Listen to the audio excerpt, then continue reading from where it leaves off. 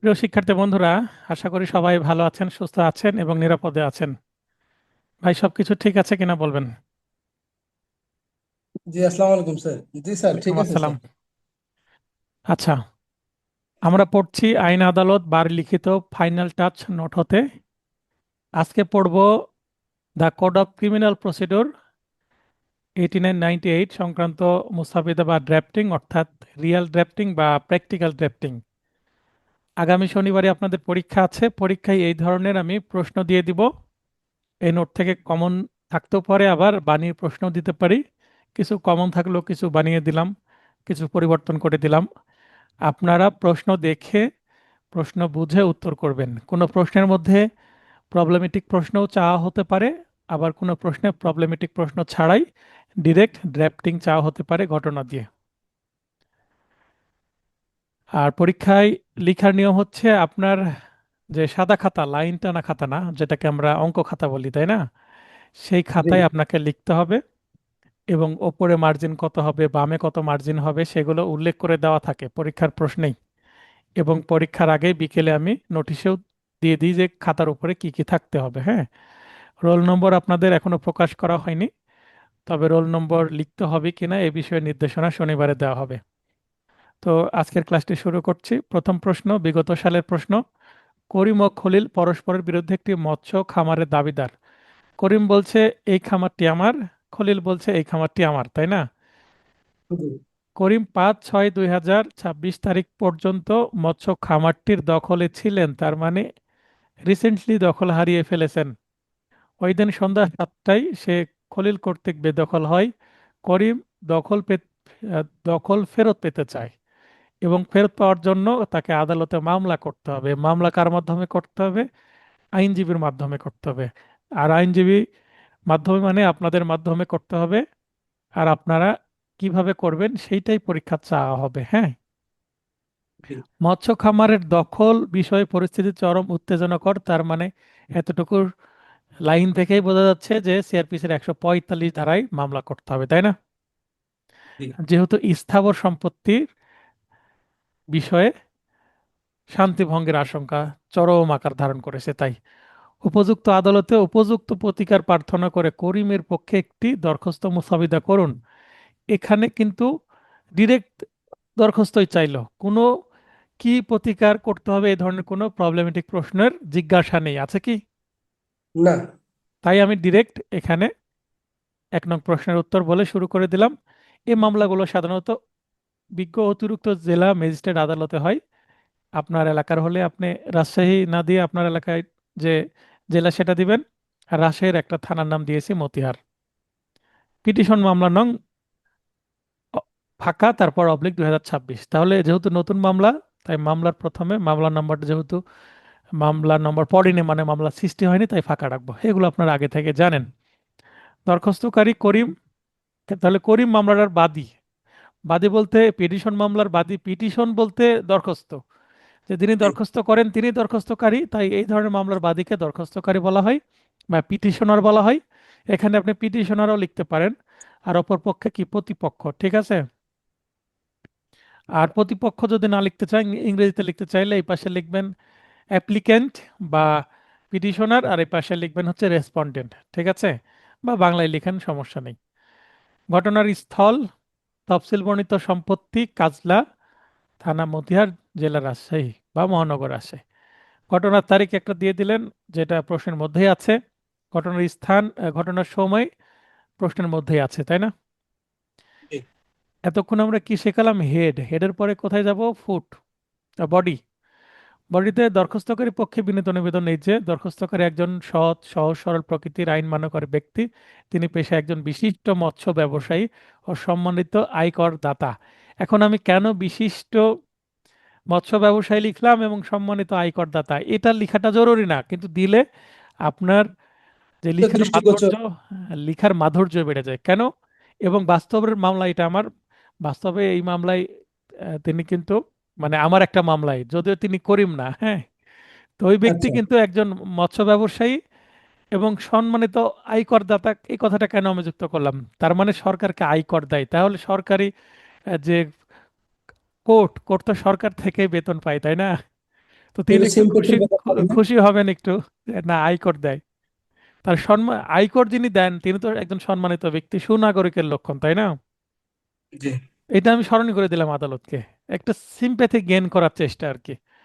অপরদিকে প্রতিপক্ষ একজন অসৎ দাঙ্গাবাজ ও সন্ত্রাসী প্রকৃতির ব্যক্তি, মানে প্রতিপক্ষকে মানে ধোয়াই দিলাম।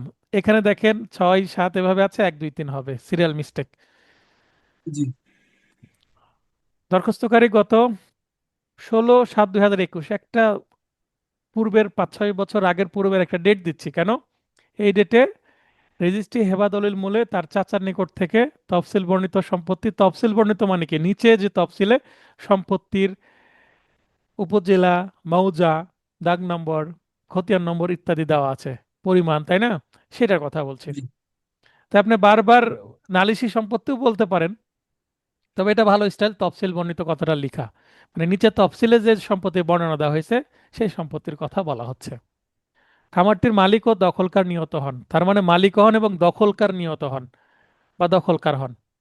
অত্র দরখাস্তকারী নালিশি দাগের সম্পত্তিতে ভোগ দখলে নিহত থাকা অবস্থায় প্রায়শই প্রতিপক্ষ মৌখিকভাবে অত্র দরখাস্তকারীকে বেদখলের হুমকি প্রদান করত। তার মানে এই কথাটা বলার কারণ কি, আমার মামলা করার লজিক্সটা তুলে ধরছি যে ইতিপূর্বেও কিন্তু এই ধরনের ঘটনা ঘটিয়েছে, তার মানে ঘটনার ধারাবাহিকতায় এই ঘটনাটা ঘটছে।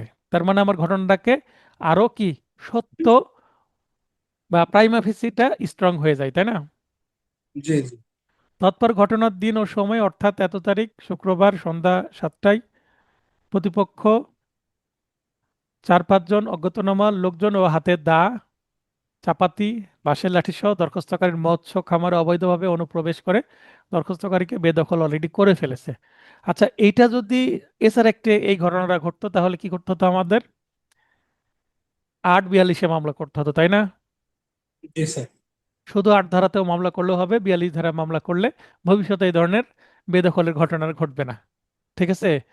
তার মানে 42 ধারা হচ্ছে সত্য ঘোষণা করে দিলে একটা এক্সট্রা লেয়ার বা এক্সট্রা একটা প্রোটেকশন তৈরি হয় ওই সম্পত্তির বিষয়ে, সত্য বিষয়। তাই তাহলে এছাড়া একটা এই প্রশ্নটা আসলে আমরা 8 42 মামলা করব, যেহেতু দখল চলে গেছে আর সত্য আছে বাদীর, আর যেহেতু এটা ক্রিমিনাল প্রসিডিউর অনুসারে মামলা, তাই আমরা 145 ধারে করছি। নালিশি মৎস্য খামারের দখল বিষয়ে পরিস্থিতি চরম উত্তেজনাকর এবং শান্তিভঙ্গের সমূহ সম্ভাবনা সৃষ্টি হয়েছে। এমত অবস্থায় শান্তিভঙ্গ রোধকল্পে প্রতিপক্ষের বিরুদ্ধে নিষেধাজ্ঞার আদেশ জারি করা একান্ত আবশ্যক। অন্যথায় দরখাস্তকারী পক্ষের অপূরণীয় ক্ষতি সাধিত হবে। নিষেধাজ্ঞা জারি করে কি করবে? যেন সে সম্পত্তিতে নামতে না পারে। বুঝতে পেরেছেন? বেদখল হয়ে গেছে বাদী, ঠিক আছে, আমি আমি দখলে চাচ্ছি না এই মুহূর্তে, কিন্তু এই সম্পত্তিতে নিষেধাজ্ঞা যখন আমি চাইবো এই এডিএম কোর্ট বা নির্বাহী কোর্ট থেকে, তখন কিন্তু ওই সম্পত্তিতে উভয় পক্ষ নামতে পারবে না পুকুরে। ঠিক আছে? এবং এটা দ্রুত সমাধান হয়ে যাবে। যদি দেখা হয় যে 2 মাসের মধ্যে যে দখলে ছিল সেই দখলে থাকবে, এইভাবে একটা যখন রায় আসবে, ওই রায় অনুসারে বাদী আবার দখল ফেরত পাবে। তার মানে কি, নিষেধাজ্ঞা দিয়ে দিলে কি হবে, ইনস্ট্যান্টলি প্রতিপক্ষ নামতে পারলো না, এবং যখন মামলা রায় পেয়ে গেল তখন আবার বাদী নামলো, তাহলে বাদীর দখলটা ফেরত আসলো। তো এই মামলায় রেমেডি পেতে হলে অবশ্যই আপনাকে কি করতে হবে? 2 মাসের মধ্যে মামলা করতে হবে, তাই না? জি। এটা হচ্ছে পূর্ব শর্ত। আর 2 মাসের মধ্যে করতে না পারলে আপনাকে কোথায় যেতে হবে?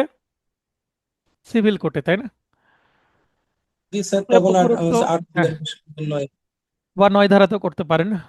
উপরোক্ত জি। কারণ ও অবস্থানে ন্যায় বিচারের স্বার্থে নালিশি মৎস্য খামারটির প্রকৃত দখলকারী নির্ধারণপূর্বক দরখাস্তকারীকে তা হস্তান্তরের আইনানুগ ব্যবস্থাকরণ সহ দরখাস্তকারীর ভোগ দখল কিংবা উন্নয়ন কাজে কোনো প্রকার বাধা বিঘ্ন সৃষ্টি করতে না পারে এবং শান্তিভঙ্গের কারণ ঘটাতে না পারে মর্মে the code of criminal procedure এর 145 ধারায় নিষেধাজ্ঞার আদেশ দানে মর্জি হয়। ঠিক আছে? তাহলে জি। দেখেন এই এই যে অতএব মানে প্রার্থনা করলাম, এই প্রার্থনা কিন্তু একটু বড়, হ্যাঁ, যা যা চাচ্ছি সব, চাইলে আপনি এটা সংক্ষিপ্তভাবে করতে পারেন, কিন্তু এটা রিয়েল কেস অনুসারে দিয়েছি, এটা পারফেক্ট হবে। তফসিল, তো তফসিল এখানে সম্পত্তির বিস্তারিত দিয়ে দিতে হবে। হ্যাঁ, তো এত একর মৎস্য খামার দরখাস্তকারী মালিকানাধীন সত্ত্ব দখলের সম্পত্তি যাহা অত্র মামলা নালিশি বিষয়বস্তু বটে। ঠিক আছে, মানে এই মামলা জি নালিশি বিষয়বস্তু কি, এই স্থাবর সম্পত্তি যেটা একটি পুকুর বা খামার। সংযুক্তি হচ্ছে প্রয়োজনীয় কাগজপত্র 10 পাতা। কি কি কাগজ দিচ্ছি? দলিল দিচ্ছি, খতিয়ান দিচ্ছি, আমার যে খারিজ আছে সেটাও দিচ্ছি, তাই না? যা যা আছে জি আপনি বিস্তারিত না লিখে জাস্ট প্রয়োজনীয় কাগজপত্র 10 পাতা এক কথায় লিখে দিলাম। আপনি চাইলে কি করতে পারেন, আহ, নালিশি সম্পত্তির হেবা দলিলের কথা বললাম, হেবা দলিল 5 পাতা। তারপরে লিখতে পারেন খতিয়ান 1 পাতা। তারপরে খারিজ, ডিসিআর, খাজনা রসিদ 3 পাতা। এভাবে আপনি টোটাল 10 পাতা লিখতে পারেন। বুঝতে পেরেছেন? বা যত পাতা হয়, এটা বিস্তারিত, যারা কোর্টে যান তারা জানেন।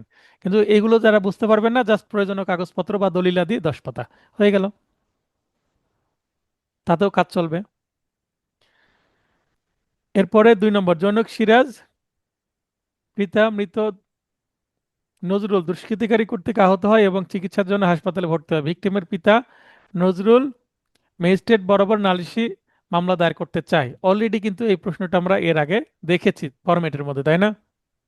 জি 1 নম্বর, একের মানে 2-এর কতে বলা হচ্ছে নজরুলের জন্য একটি নালিশি মামলার মুসাবিদা করুন। নালিশি মামলার মুসাবিদা আমরা এর আগে করেছি, কিন্তু খটা করিনি। খ হচ্ছে তদন্ত শেষ হওয়ার পর সিরাজ মারা যায়। তার মানে যে মামলাটা ছিল 326, 307 অ্যাটেম্প টু মার্ডার, গুরুতর আঘাত, সেই মামলাটা এবার হয়ে গেল কি মার্ডার কেস, তাই না? তদন্ত জি শেষ হওয়ার পর সিরাজ মারা গেল, মামলাটির পরিণতি কি হবে? নজরুল জানতে চায় যে আমার ছেলে তো মারা গেল, হ্যাঁ, এখন বলেন যে এখন কি হবে এই মামলায়। মামলার বিচার অনুষ্ঠান পর্যন্ত প্রয়োজনীয় প্রত্যেকটি পদক্ষেপের বিষয়ে আপনার মক্কেলকে অবহিত করুন। তাহলে ক নম্বরে আমরা যে মুসাবিদা, এটা চিফ মেট্রোপলিটন ম্যাজিস্ট্রেট আমলি আদালত 1 রাজশাহী, যেটা রাজপাড়া বা আমলি রাজপাড়াও লিখতে পারি, আমলি রাজপাড়া, হ্যাঁ, ম্যাজিস্ট্রেট আদালত রাজশাহী, এভাবে লিখলেও হবে। এটা সিআর মামলা করছি। কেন শেয়ার করছি? কারণ এখানে বলেই দিয়েছে প্রশ্নে কত, একটি নালিশি মামলা করুন, মানে থানার মামলা না, কোর্টের মামলা, বুঝতে পেরেছেন? জি তাই সিআর মামলা হচ্ছে। পেনাল কোডের এই ধারাগুলো দিয়ে দিয়েছে, এই পাশে নজরুল ফরিয়াদি মানে ভিকটিমের পিতা, আর এই পাশে আসামি। সাক্ষীগণের নাম এখানে ফরিয়াদি স্বয়ং, হ্যাঁ, মানে বাদী, এবং সিরাজ ভিকটিম। এই সময় কিন্তু ভিকটিম অসুস্থ ছিল, কিন্তু ধারণা করা হচ্ছিল সে বেঁচে আসলে ভিকটিমকেও এই মামলার সাক্ষী করা হবে, তাই না? কারণ সে তো ভিকটিম, সে জি সাক্ষ্য না দিলে কি করে হয়? তো আলটিমেটলি যখন সে মারা যাবে, তখন তো তার সাক্ষ্য আর গ্রহণ করা সম্ভব হবে না, তাই না? জি এবং অন্যান্য কিছু প্রত্যক্ষদর্শী সাক্ষী যারা ঘটনাটা দেখেছে, শুনেছে এবং অনুভব করেছে, ঠিক আছে? রাজশাহী সহ আরো অনেকে প্রয়োজনে মান্য করব, কি সাক্ষী আরো অনেক আছে, যদি প্রয়োজন হয় এই মামলায় দেওয়া হবে মামলার পরিস্থিতি বিবেচনায়। ঘটনাস্থল ঘোষপাড়া মোড় সরকারি রাস্তার উপর। ঘোষপাড়া মোড়টা আসলে আমাদের রাজশাহী মেডিকেল কলেজ হাসপাতালের কাছেই, ঠিক আছে? প্রায় জি 300 থেকে 400 মিটারের মধ্যেই। বিগত এত তারিখ রাত্রি 11টার সময়। তাহলে এই ধরনের ঘটনা রাত্রে ঘটাটাই স্বাভাবিক, দিনে তার ঘটবে না। তো এই বর্ণনাটা আমরা এর আগে পড়েছি যে তারা খারাপ, আসামিরা আগেও জমি জমা নিয়ে সমস্যা ছিল, এই বিষয়ে একটা জিডিও হয়েছিল। এর ধারাবাহিকতায় ঘটনাস্থলে 11টার সময় মানে অতর্কিত আঘাত করে, ছুরি দিয়ে পেটে আঘাত করে, মাথা পড়ে যায়। অন্যান্য আসামিরা এলোপাথারি আঘাত করে, ভিকটিম জ্ঞান হারিয়ে ফেলে, হ্যাঁ। তারপরে হকি হকি স্টিক দিয়ে মারে, তারপরে মোটরসাইকেল নিয়ে পালিয়ে যায়, তাই না? উপস্থিত লোকজন তাকে হাসপাতালে ভর্তি করে। এগুলো আমরা এর আগে পড়েছি, তাই আমি দ্রুত এগিয়ে গেলাম, আপনাদের নোটে আছেই। ভিকটিমের পেটে ও মাথায় গুরুতর আঘাতের কারণে বর্তমানে তার অবস্থা আশঙ্কাজনক, তার উন্নত চিকিৎসা দরকার, সেটা প্রস্তুতি চলছে পরিবারের পক্ষ থেকে। এমতো অবস্থায় থানায় গেলাম, থানা মামলা না নিয়ে বিজ্ঞ আদালতে মামলা করতে বলল। চিকিৎসা এবং এই থানায় মামলা না নেওয়ার কারণে বিজ্ঞ আদালতে মামলা করতে কিছুটা বিলম্ব হলো। বিলম্বের সবসময় একটা ব্যাখ্যা দিবেন। অতএব আইনানুগ একটা ব্যবস্থা নেওয়া হোক আসামিদের বিরুদ্ধে, এই হচ্ছে বিষয়। সংযুক্তি ফরিয়াদির জাতীয় পরিচয়পত্র 1 পাতা, মানে যেটা আমরা এনআইডি বলি, এবং ভিকটিমের চিকিৎসা কাগজপত্র দিয়ে দিব মামলার সত্যতার জন্য। আর হাইকোর্টের নির্দেশনা অনুসারে সিআর মামলায় অবশ্যই এনআইডির ফটোকপি দিতে হবে বাদীর বা ফরিয়াদির, ঠিক আছে? জি সালমা আক্তার বলেন।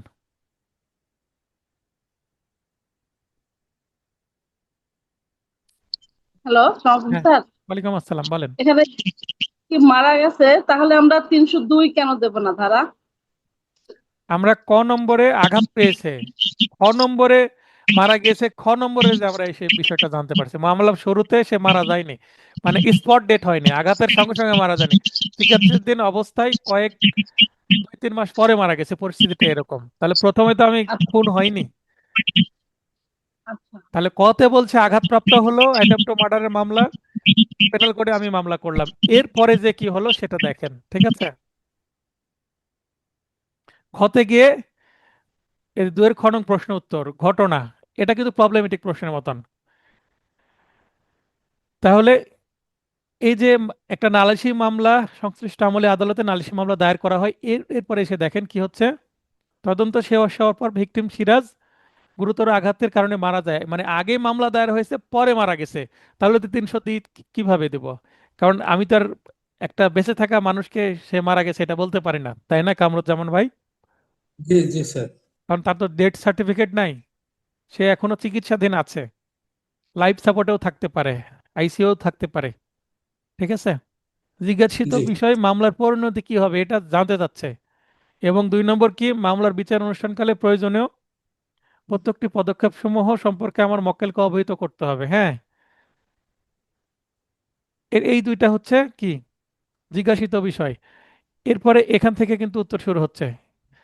আলোচ্য জি প্রশ্নে প্রথমে নালিশি বা সিআর মামলা দায়েরের বিষয়ে বলা থাকলেও যেহেতু মামলাটিতে তদন্ত হয়েছে মর্মে ইঙ্গিত প্রদান করা হয়েছে, হ্যাঁ, সেহেতু বলা জি যায় যে বিজ্ঞ আদালত নালিশি মামলাটি আমলে গ্রহণপূর্বক তা এজাহার হিসেবে গণ্যর জন্য সংশ্লিষ্ট থানায় প্রেরণ করেন। সিআর মামলা জিআর হলেই সেটা তদন্ত করা হয়, তাছাড়া সিআর মামলা কিন্তু আমলে নিলে আর তদন্ত হয় না, যদি ডিরেক্ট আমলে না নিয়ে তদন্ত দেয় সেটা ভিন্ন জিনিস। কিন্তু এত বড় একটা কেস, চিকিৎসা কাগজপত্র আছে, তাহলে নিশ্চয়ই প্রথমেই তদন্ত দেয়নি, এটা এফআইআর হিসেবে গ্রহণ করেই তদন্ত দেওয়া হয়েছে, তাই না? আমার ফর্মেটে কিন্তু এভাবে লেখা ছিল জি জি জি এর আগে। তার মানে সিআর মামলা প্রথমে শুরু হলো, মামলা জিআর হিসেবে গণ্য করলো, এফআইআর হিসেবে থানায় গেল, এরপরে জিআর মামলাতে তদন্ত হচ্ছে, পরবর্তীতে মামলা জিআর মামলা হিসেবে তদন্ত কার্য পরিচালিত হয়েছে, এটা আমরা কিন্তু বুঝতে পারছি, ঠিক আছে। এরপরে তদন্ত শেষে তদন্তকারী কর্মকর্তা সিআরপিসির 173 ধারায় পুলিশ প্রতিবেদন দাখিলের সময় খুনের জন্য পেনাল কোডের 302 ধারা সহ প্রয়োজনীয় সাক্ষ্য প্রমাণাদি যেমন মেডিকেল সার্টিফিকেট, সিআরপিসির 161 ধারায় গৃহীত সাক্ষীদের জবানবন্দি, 164 ধারায় প্রদত্ত অভিযুক্ত আসামিদের দোষ স্বীকারোক্তি যদি থাকে, আমরা ধরে নিচ্ছি আছে, ঠিক আছে, নাও থাকতে পারে, তাই আচ্ছা। যদি থাকে, জব্দকৃত আলামত, তার মানে ওই যে ছুরি, হকি স্টিক, মোটরসাইকেলও জব্দ হতে পারে, ঠিক আছে। জি জব্দ তালিকা, খসড়ার ঘটনা খসড়া মানচিত্র, কোথায় ঘটনা ঘটেছে সেটা মানচিত্র তৈরি করতে হয়, সংযোজন করতে পারেন। সে মোতাবেক চার্জ গঠনের সময় নালিশি দরখাস্তে উল্লেখিত ধারার সাথে খুনের জন্য পেনাল কোডের 302, আবারও বলছি 302 ধারা পরে যুক্ত হচ্ছে, কোথায়? চার্জশিটে। তাহলে সালমা আপু নিশ্চয়ই বুঝতে পারছেন, প্রথমে মামলায় 302 না থাকলেও চার্জশিটে 302 যুক্ত করছে, এবং ডেথ সার্টিফিকেটটাও যুক্ত হবে, ওই যে মেডিকেল সার্টিফিকেটের মধ্যে ডেথ সার্টিফিকেট ইনক্লুডেড থাকবে, তারা সংশোধন করে চার্জ গঠনপূর্বক বিচার কার্যক্রম শুরু করা যাবে। তাহলে চার্জশিটে যেহেতু 302 আসছে এবং ডেথ সার্টিফিকেট আসছে, আসামি মারা যাওয়ার প্রমাণ পাওয়া গেল, ডাক্তার বলে দিয়েছে মারা গেছে, এখন আদালত চার্জ গঠনের সময় 326-এর সাথে 302 এবং অন্যান্য ধারা যুক্ত করবে, ঠিক আছে। তাহলে 302 কোথায়? চার্জ গঠনের সময় যুক্ত হবে, কিসের ভিত্তিতে? চার্জশিটের ভিত্তিতে। নিশ্চয়ই সালমা আপু বুঝতে পেরেছেন, নীলা আপু বলেন। স্যার, এই যে মানে এটা কি আপনার পার্সোনাল কোনো কেস থেকে স্যার এটা তুলে দিছেন? পার্সোনাল কেস থেকে দেওয়া। ও স্যার, এই যে লাস্টে যে আপনি এখানে পদক্ষেপগুলো, এটা কি আমরা মানে আমাদের ব্রেনে সেট আপ করবো যে 1 থেকে 10 আচ্ছা, পর্যন্ত আপনারা যা যা অ্যাডভান্স আছে? অ্যাডভান্স প্রশ্ন করেন কেন? সেখানে তো আচ্ছা, আসতে সরি পারেনি স্যার। আপু, একটু লাইনে আচ্ছা, থাকেন, ঠিক এটা আছে। এটা করলে ওকে। তো ক্লাস মানে হ্যাম্পার্ড না হয়, না না না স্যার, তাই মানে না? চোখের মধ্যে পড়তেছে তো এর জন্য স্যার, না, সরি। পড়ছে ঠিক আছে, ঠিক আছে। আমি স্ক্রিনে যেটা দিচ্ছি সেটা দেখেন। আচ্ছা, আর ঠিক আছে আপনি স্যার, থ্যাংক ইউ। গতকালকে প্রশ্ন করেছিলেন সম্পত্তির তফসিল জোহরদি বিষয়ে, সেটার আমি স্ক্রিনশট দিয়েছি, আমার নোটটা জি কারেকশন স্যার, করে, আমি দেখে। লক্ষ্য করেছেন? জি জি জি। জি স্যার, জি তার স্যার, মানে আমি দেখেছি স্যার। প্রয়োজনীয় জিনিসগুলো আমি দিয়ে দেবো, যারা কনসার্ন, যারা বুঝতে পারবে তারা নিশ্চয়ই কি কেন দিলাম সেটা ধরতে পারবে, নিশ্চয় ধরতে পেরেছেন, তাই না? জি স্যার। ঠিক থ্যাংক আছে, ইউ স্যার। লাইনে জি থাকেন। জি তাহলে স্যার। এইটা চার্জশিটে 302 আসলো, এরপরে আদালতও এটাকে আমলে নিয়ে 302টাও অন্যান্য ধারার সাথে অ্যাড করে চার্জ গঠন করলেন। আচ্ছা, তাহলে আবার নালিশি মামলাটি সিআর মামলা হিসেবে অগ্রসর হলেও যদি আমরা ধরে নিতে পারি যে এটা তদন্ত বা জিআর মামলা হয়নি, সিআর হলে সেটার পরিণতি কি হতে পারে? চার্জ গঠনের সময় নালিশি দরখাস্তে উল্লেখিত ধারার সাথে খুনের মানে 302 ধারা সংশোধন করে চার্জ গঠনপূর্বক বিচার কার্যক্রম শুরু করা যাবে। ঠিক আছে, কি কারণে এটা করা যাবে? যদি সিআর মামলায় থাকলো এবং সিআর মামলা চলতে চলতে চার্জ গঠনের আগে বা চার্জ গঠনের পরে, সাক্ষী শুরুর আগে বা সাক্ষী শুরুর পরেও যদি ভিকটিম মারা যায়, সেক্ষেত্রে আদালতে একটা দরখাস্ত দিয়ে যে এই মামলার যে আসামি মারা গিয়েছে, সরি ভিকটিম মারা গিয়েছে, এই মারা যাওয়ার বিষয়ে মেডিকেল সার্টিফিকেট তলব করা হোক এবং মানে ভিকটিম যে মারা গেছে এই আসামিদের কারণেই, আসামিদের ওই ঘটনায় আঘাতের কারণে মারা গেছে, সেইটা কনফার্ম হওয়ার জন্য একটা কি তদন্ত করা হোক।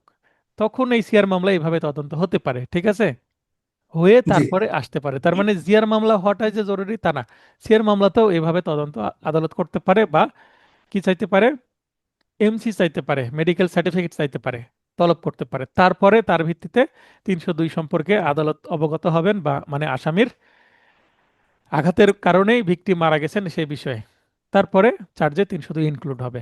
অতএব উপরোক্ত আলোচনা হতে মামলাটির পরিণতি বিষয়ে বলা যায় যে প্রথমে যদিও নালিশি দরখাস্তে খুনের জন্য পেনাল কোডে 302 ধারা উল্লেখ না করে মামলা দায়ের করা হয়েছিল, তবুও চার্জ গঠনের সময় নালিশি দরখাস্তে উল্লেখিত ধারার সাথে খুনের জন্য 302 ধারায় সংযোজন করে চার্জ গঠনপূর্বক বিচার করা যাবে। বিচার করা যাবে মানে সাক্ষ্য গ্রহণ করা যাবে। বিচার কার্যক্রম শুরু করে সাক্ষ্য প্রমাণের ভিত্তিতে আসামিগণকে খুনের অপরাধের জন্য শাস্তি প্রদান করা যাবে। এই ক্ষেত্রে মামলাটি ম্যাজিস্ট্রেট আদালত হতে বিজ্ঞ দায়রা জজ আদালতে বিচারের জন্য বদলি করা হবে। যখনই জানা গেল 302, তখন তো আর এটা ম্যাজিস্ট্রেট কোর্টে বিচার্য নয়, তখন ম্যাজিস্ট্রেট জি কোর্ট সেটা চার্জ গঠনের আগে কি করে দিবেন, এটা বদলি করে দিবেন। তখন ডাইরেক্ট দায়রা জজ এটা চার্জ গঠন করে মামলা অগ্রসর হবেন। বোঝা গেল? জি স্যার। তো পুরো আমি কাহিনীটা একেবারে আমার বাস্তব মামলার অনুকরণে করে দিলাম। এরপরে নীল আপু যেটা প্রশ্ন করছেন, মামলাটি বিচার অনুষ্ঠান পর্যন্ত প্রয়োজনীয় পদক্ষেপ সমূহ আলোচনা করতে বলছে। মানে আপনার মক্কেল জিজ্ঞাসা করছে ভিকটিমের বাবা যে কি কি হতে পারে বলেন আমাকে, কতদিন মামলা চলবে। তো জাস্ট এটা বলে দিতে হবে। তো এখানে একটা লিস্ট দিতে হবে, একটা বেসিক লিস্ট দেওয়া হয়েছে কি, মামলাটির বিচার অনুষ্ঠান পর্যন্ত প্রয়োজনীয় যে যে পদক্ষেপের বিষয়ে আমার মক্কেলকে অবহিত করব তার নিম্নরূপ। মানে আমার মক্কেলকে বলবো এগুলো, যদি বলে যে লিখে দেন তো এই পয়েন্টগুলো লিখে দিলে হবে বা মুখে বললেই হবে। আসামিদের প্রতি গ্রেপ্তারি পরোয়ানা জারি, আসামিদের গ্রেপ্তার করা না গেলে বা বিজ্ঞ আদালতে হাজির করা না গেলে হুলিয়া জারি করতে হবে। উপস্থিত বা অনুপস্থিতের বিচারের জন্য বদলি বা স্থানান্তর। ঠিক আছে, মানে ম্যাজিস্ট্রেট জি কোর্টেই এগুলো হচ্ছে, তাহলে বদলি হয়ে গেল যারা জজে। এরপরে এই যে ধারাগুলোর সাথে দেখেন 302 ধারায় চার্জ গঠন হলো, তার মানে আপনি চিন্তা করেন না। ঠিক আছে, জি 302 এখানে অ্যাড হয়ে যাবে, তার মানে আগে এই ধারাগুলোর সাথে 302 অ্যাডিশনালি অ্যাড হয়ে যাচ্ছে, তাই না? কোথায়? দায়রা জজ আদালতে। এরপরে দায়রা জজ আদালত চার্জ গঠনের পর সাক্ষ্য গ্রহণ করবেন, আসামি পরীক্ষা করবেন, আসামি সাপাই সাক্ষী দিতে চাইলে দিবে, না দিলে না, এবং যুক্তিতর্ক বা আর্গুমেন্ট হবে 365 ক খ গ ঘ এই সেকশনগুলোতে এগুলো আছে, তাই না? জি জি তারপরে স্যার। রায় প্রদান করবেন, রায় প্রদান করার পরে যদি যাবজ্জীবন দেয় বা 10 বছরের সাজা দেয় বা মৃত্যুদণ্ড যদি দেয়, নিশ্চয়ই আসামি পক্ষ আপিল করবে, তাই না? জি তা করবে। তা আমি আপিল পর্যন্ত লিখেছি, এবার আপিলের রায়ের উপর ভিত্তি করে মৃত্যুদণ্ড বা রায় কার্যকর। ঠিক আছে, জি তো আপনারা চাইলে রায় পর্যন্ত দিয়ে দিতে পারতেন বা রায় কার্যকর বা আপিল দেওয়ার পরেই আপিল কার্যকর বা আপিলের রায় দিয়ে রায় কার্যকর, এইভাবে আপনারা দিতে পারেন। এখন নীলাপুর প্রশ্নের উত্তর হচ্ছে এক্স্যাক্টলি এরকম দিলেই কি হবে? প্রতিটা মামলায় তো আর এরকম হয় না। কোনো কারণে যদি ভিকটিম মারা গেছে, আসামিরাও যদি মারা যায়, তো সাক্ষ্য গ্রহণের আগেই তো মামলা শেষ, তাই না? জি জি জি আসামিরা অ্যাক্সিডেন্ট করে পুরো আসামি এই 5-7 জন সবাই মারা গেল, যেতে পারে না? জি স্যার। জি তার মানে এটা একটা সব বন্ধ স্বাভাবিক হয়ে যাবে তখন, স্বাভাবিক হ্যাবিট হয়ে যাবে। প্রসিডিউরটা দিয়ে দিয়েছি। ঠিক আছে, 10টা পয়েন্ট দিয়ে দিয়েছি, আপনি সবগুলোই লিখতে হবে তা না, তবে সিরিয়াল মিস্টেক করা যাবে না। ঠিক আছে, এরপরে 3 নম্বর, এক্স এই মর্মে 15/5/2026 তারিখ স্থানীয় থানায় এজাহার দায়ের করেন যে 1/5/2026 তারিখ রাত অনুমান 11টায় ব্যবসায়িক কাজ শেষে বাসায় ফেরার পথে পুরনো ঢাকার নবাবপুর রোড অতিক্রমকালে ওয়াই ও জেড গতিপথ রোধ করে অ- অস্ত্র প্রদর্শন করে তার কাছ থেকে টাকার ব্যাগ ছিনিয়ে নেওয়ার চেষ্টা করলে সে বাধা দেয়। তাহলে এখানে কি হচ্ছে? দস্যুতা। দৌড়সুতা হচ্ছে। 2 জন আছে, 5 জন হলে জি ডাকাতি হয়ে যেত। অস্ত্র না থাকলে আবার চুরি হতো, তাই না? জি স্যার। এটা কিন্তু ছিনতাই, ছিনিয়ে নেওয়া মানে ছিনতাই। তো ছিনতাই কখনো চুরি, কখনো দস্যুতা, কোনো কোনো ডাকাতি, তাই না? জি আবার দূর থেকে করলে সেটা চাঁদাবাজি বা এক্সটর্শন, বলপূর্বক আদায়। তখন ওয়াই তার হাতে থাকা চাইনিজ কুড়াল দিয়ে এক্স এর মুখমণ্ডলে কোপ দিলে এক্স রক্তাক্ত জখম হয়। তার মানে দস্যুতার প্রিভিয়াস আর্ট। চেষ্টা এখানে গ্রিভিয়াস আর্ট হয়ে গেল, 326 চলে আসলো। এবং ওয়াই ও জেড তার অর্থাৎ এক্স এর ব্যাগে থাকা 50,000 টাকা নিয়ে যায়। তার মানে টাকাও নিতে সমর্থ হয়েছে। এরপরে মামলায় দেখেন, এটা ঘটনা। এবার ঘটনা ফার্স্ট ফেজ চলে গেল। এবার সেকেন্ড ফেজে এসে কি বলছে? তদন্তকারী কর্মকর্তা তদন্তকালে 5 জন প্রত্যক্ষদর্শীর সাক্ষ্য, প্রত্যক্ষদর্শী মানে আই উইটনেস, যারা নিজ চোখে ঘটনা দেখেছে, ঠিক জি আছে, সিআরপিসির 161 ধারায় লিপিবদ্ধ করে তাতে সাক্ষীদের সাক্ষ্য নেন এবং চিকিৎসা সনদ সংগ্রহ করে দেখেন যে সেখানে লেখা আছে, কি লিখে আছে? ওয়ান ল্যাসারেটেড ওন্ড, ওন্ড মানে কি? ক্ষত, তাই না? অন দ্য লেফট জি। চিক, লেফট চিক।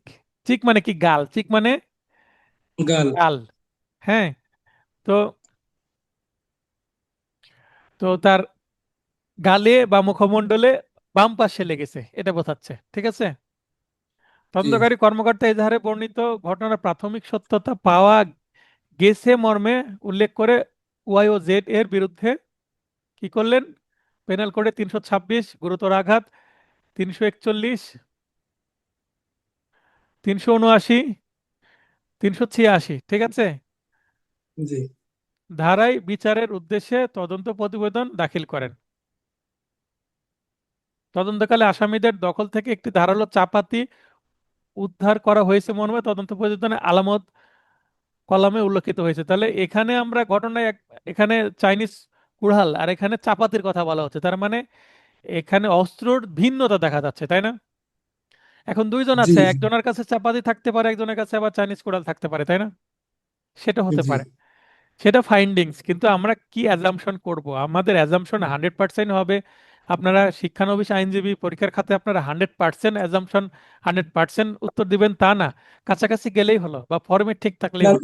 না, তবে স্যার এক্ষেত্রে মানে আছে আপনার দুইটা অস্ত্রের প্রকৃতি একই স্যার, ধারালো স্যার, শার্প হ্যাঁ, আছে দুইটাই শার্প। শার্প উইপন, এখানেও খুব জি একটি আনা। তার মানে জি কাটার প্রকৃতি দেখে সেটা চাইনিজ কোড়ালের আঘাত হোক বা চাপাতি হোক, একই ধরনের আঘাত হবে। তার জি ডাক্তার একই ধরনের, তাহলে দুইটা যেহেতু শার্প উইপন, তো দুইটার কিন্তু নেচার প্রায় একই, ঠিক আছে। এই কারণে খুব একটা পার্থক্য হবে না। এজাহারে বর্ণিত ঘটনার সময় আসামি তখন চট্টগ্রামের বাঁশখালী উচ্চ বিদ্যালয়ের 900 প্রহরী হিসেবে কর্মরত ছিল মর্মে স্থানীয় ইউনিয়ন পরিষদ চেয়ারম্যানের প্রত্যয়নপত্র আপনার নিকট জমা দিয়েছে।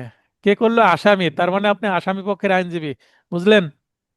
জি জি তাহলে দুর্ভাগ্যবশত আপনি আসামি পক্ষের আইনজীবী, আপনার ভিকটিমের বিরুদ্ধে কাজ করতে হবে, তাই না? জি স্যার। আসামি ওয়াই ও জেড এর আইনজীবী হিসাবে আইন ও যুক্তি প্রদর্শন পূর্বক অব্যাহতির দরখাস্ত প্রস্তুত করুন। অব্যাহতির দরখাস্ত আমি শিখালাম না?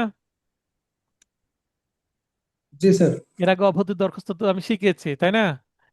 এই জি কারণে আপনাকে কি করতে হবে?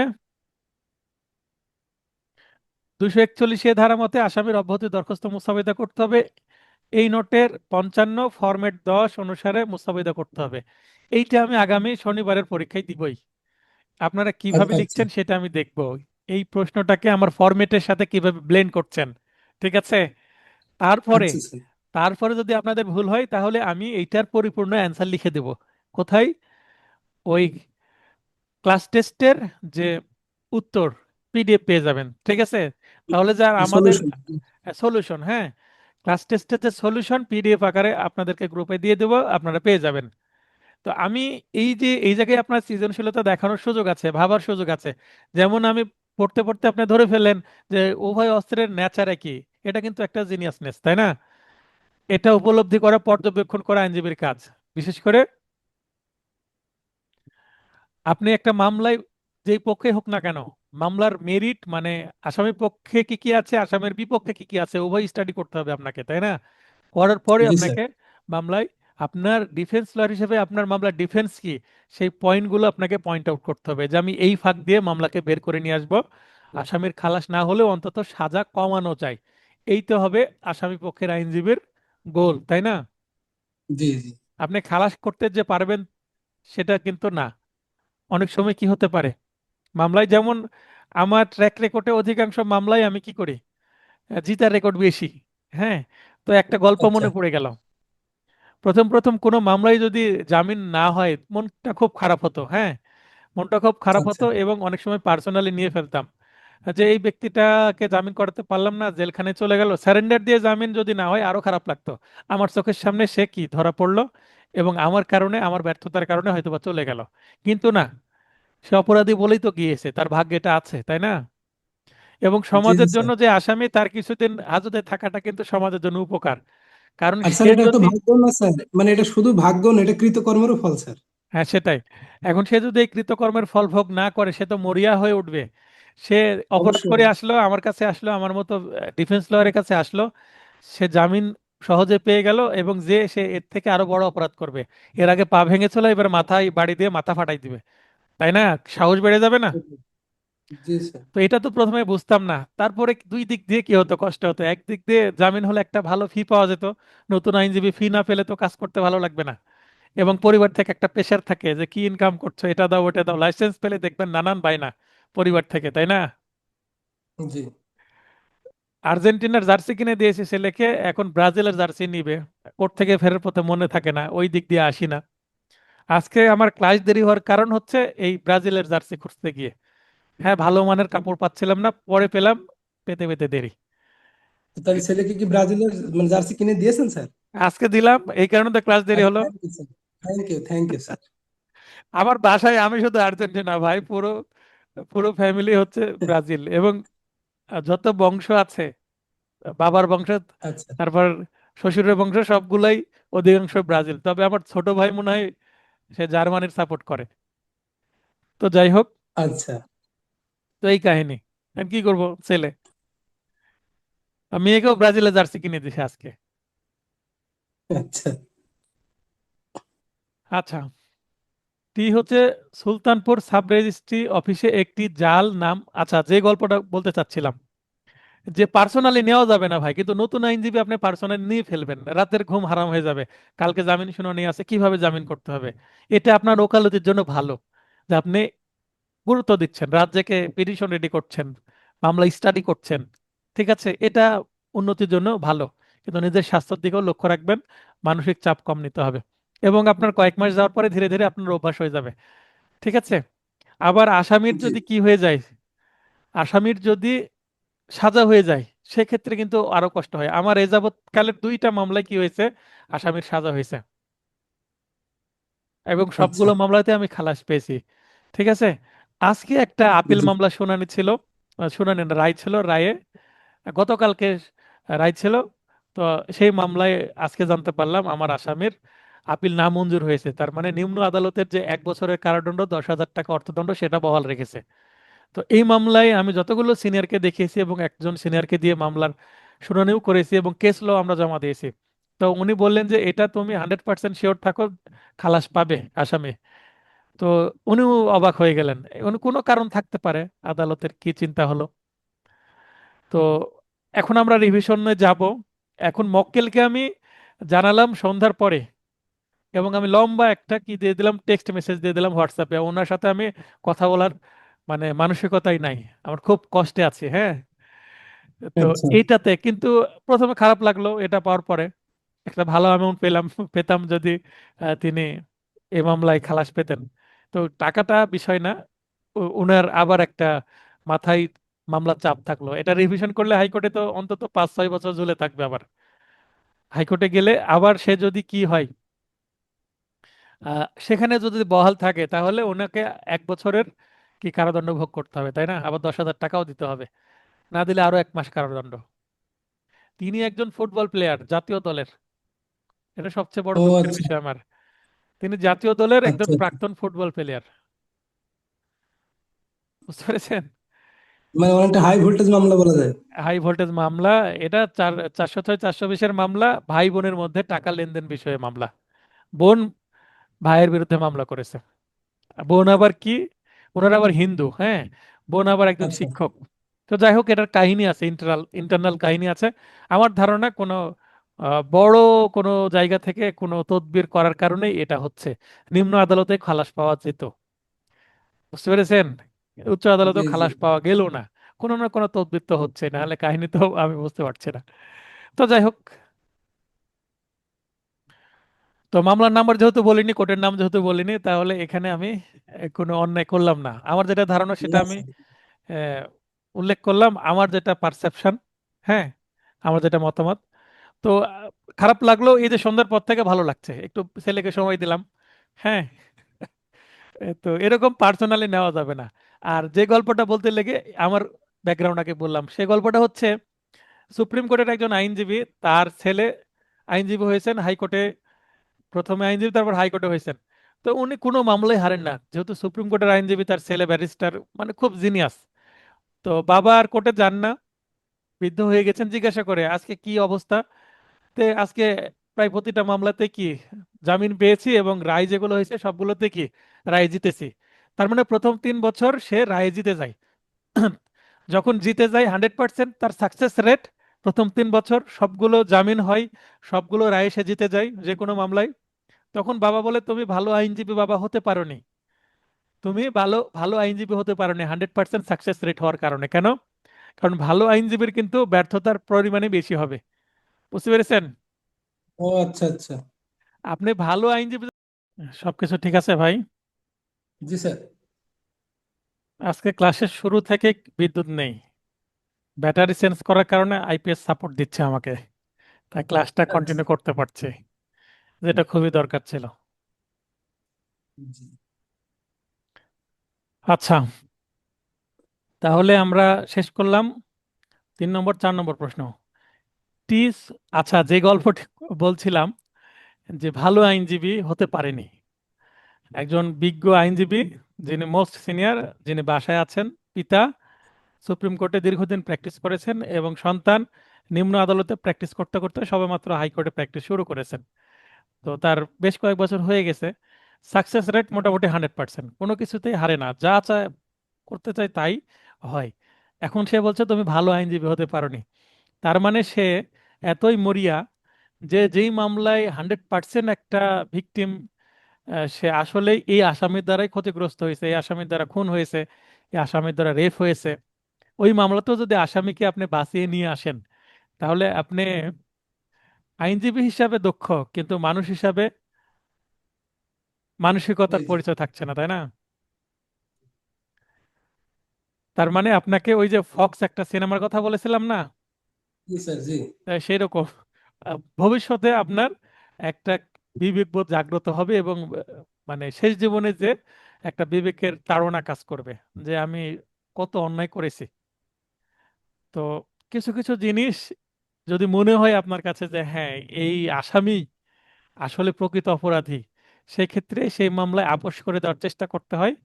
আর আসামির একেবারে খালাস নয়, অন্তত কিছু না কিছু সাজা যেন হয়, এটা নিজের মধ্যে একটা কি অনুভূতি থাকতে হয়। এটা একটা বিষয়, এটা একটা দিক হচ্ছে বিবেক বোধ বা মহত্বের দিক থেকে, কাইন্ডনেস দিক থেকে, বা হিউম্যানিটির দিক থেকে।